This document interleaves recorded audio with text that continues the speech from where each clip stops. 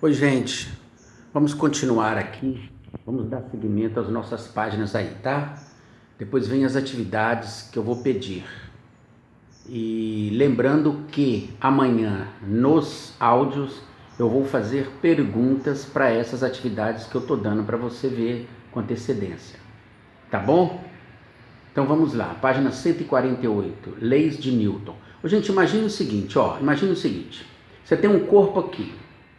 Você tem uma força horizontal para a direita. Agora eu posso falar em direção e sentido, né? Direção e sentido da força F1, horizontal para a direita. Direção e sentido da força F2, horizontal para a esquerda. Eu estou dizendo que os módulos são os valores, né? O módulo de F1 é igual a F2. Então, se F1 vale 10 newtons, F2 vale 10 newtons. Engraçado, você tem 10 newtons para a direita e tem 10 newtons para a esquerda. Eu acho que de cara pode te passar a impressão de que está parado, não está? Está em repouso. Imagina um cabo de guerra. O pessoal puxa para a direita e para a esquerda com as mesmas forças. Você pode falar que a resultante, está vendo esse FR aí? A resultante é igual a zero. Então, a lei da inércia, a primeira lei da inércia diz que um corpo pode estar em repouso, beleza? Isso desde que a velocidade seja zero e a aceleração seja zero.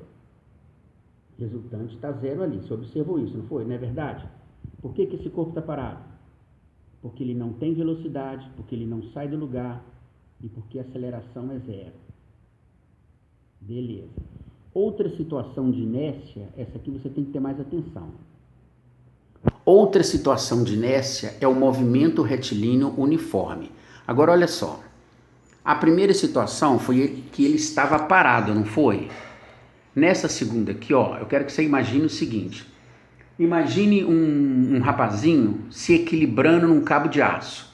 O cabo de aço está aqui e ele se equilibrando no cabo de aço, olha só.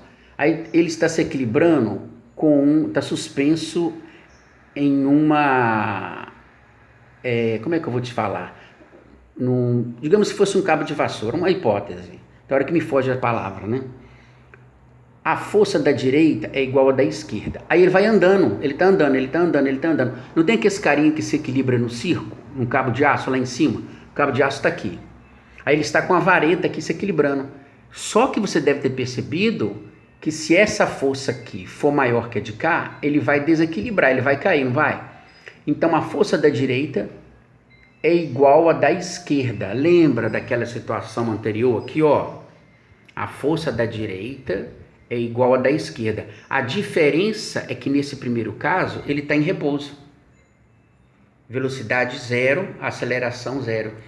Agora não. Agora ele pode estar se equilibrando em repouso se ele estiver parado. Mas ele também pode ter velocidade constante, não pode? Você concorda que esse carinha aqui fica andando? Mas pelo que me consta, ele não sai correndo. Então, se ele vai andando, a velocidade dele é o quê? Constante. Se a velocidade é constante, a aceleração é zero. Então, esse é outro tipo de inércia. Eu comecei na página 148, depois vai para 149. Então, se pedir na prova, quais são os dois tipos de inércia? Você deve falar ou está em repouso, tudo parado, ou está em movimento retilíneo que é uniforme. Retilíneo porque ele anda aqui em linha reta e uniforme porque a velocidade é constante. A primeira lei ela é basicamente teórica. A segunda lei entra a parte de cálculo. Eu vou mostrar para vocês, depois vou pedir exercício do livro, hein? Olha só. PFD, vou perguntar isso amanhã. PFD, Partido da Fome, mentira.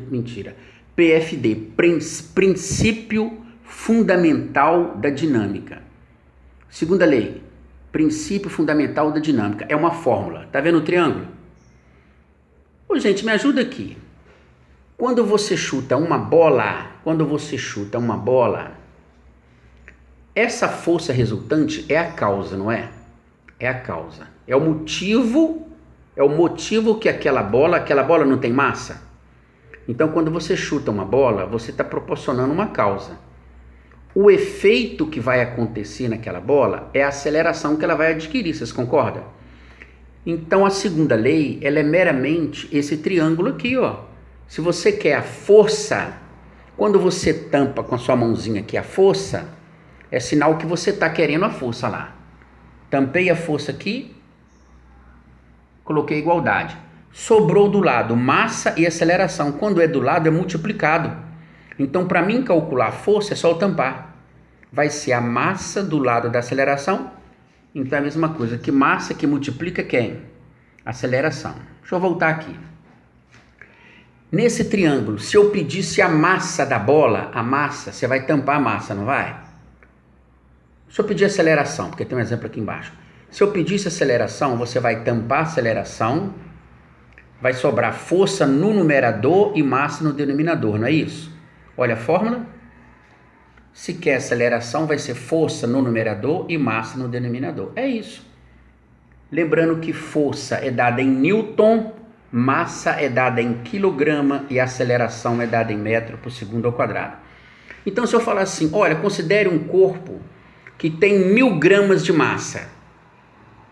1000 gramas, mas você tem que passar para quilo, não tem? Então, 1000 gramas é a mesma coisa que 1 quilograma. Vamos no exemplo? Você tem esse cara aqui, ó.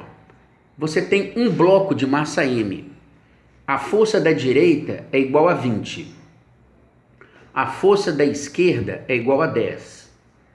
Entenderam, né? A da direita é igual a 20, a da esquerda é igual a 10. Esse bloco tem massa 1000 gramas.